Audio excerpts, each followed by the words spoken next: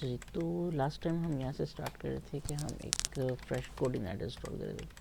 वैसे fresh coordinator install करने के लिए आपको एक कमांड चाहिए कंपोजर की, वो आप रन कर सकते हैं।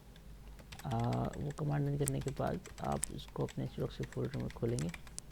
लाइक कमांड आप htdocs फोल्डर के नहीं चलाएंगे ताकि आपका फोल्डर वहीं पर क्रिएट हो। ठीक है, तो हम यहाँ पे एक टर्मिनल खोलते हैं।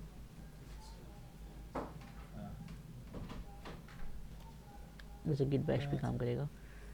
अच्छा, तो गिट बैश खोल के फिर हम इसके अंदर कमांड रन करेंगे। जैसे कॉल पेस्ट कर सकते हैं, वो कंट्रोल सी से कर लेना। वैसे यहाँ पे कंट्रोल शिफ्ट सी और कंट्रोल शिफ्ट भी चलता है, तो उससे भी हो सकता है।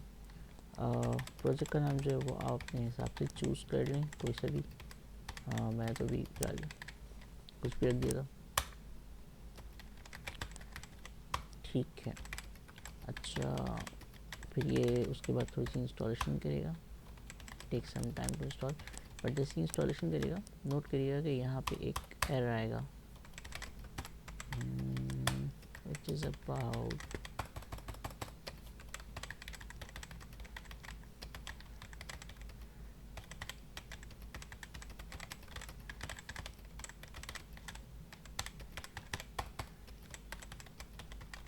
ठीक है। तो यहाँ से देखें, हम यहाँ पे इसको इंस्टॉल करेंगे तो यहाँ पे बस एक एरर आएगा, वो कहेगा भी इसको ना एक्सटेंशन intl रिक्वायर्ड है, इंटरनेशनल एक्सटेंशन रिक्वायर्ड है।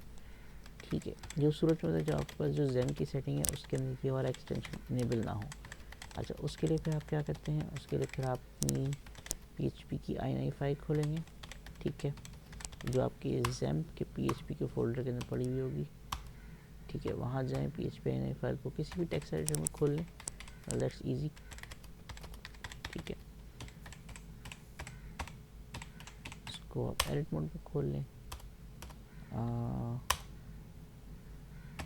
मैं तो इसको VS कोड में खोल लिया था। अच्छा, VS कोड में खोलने के बाद आप इसमें सर्च करें intl। ठीक है, यहाँ सर्च करेंगे तो ये कमेंटेड लाइन होगी, इसको अनकमेंट कर दें। ठीक है, वंस ये अनकमेंट हो जाएगी उसके बाद Xammp जो है रीस्टार्ट कर लें। उसके बाद दो स्क्रीन तो आपको नजर नहीं आएगा Xammp जो हुआ है, बट आप अपने Xammp का जो Apache है उसको दफ़ा स्टॉप करें और उसको एक दफ़ा दोबारा से स्टार्ट करें। ठीक है, वंस वो स्टार्ट हो जाए, ठीक है, उसके बाद अपनी कमांड दोबारा रन करें तो आप देखेंगे इसके अंदर ये इंस्टॉल करना शुरू कर देगा।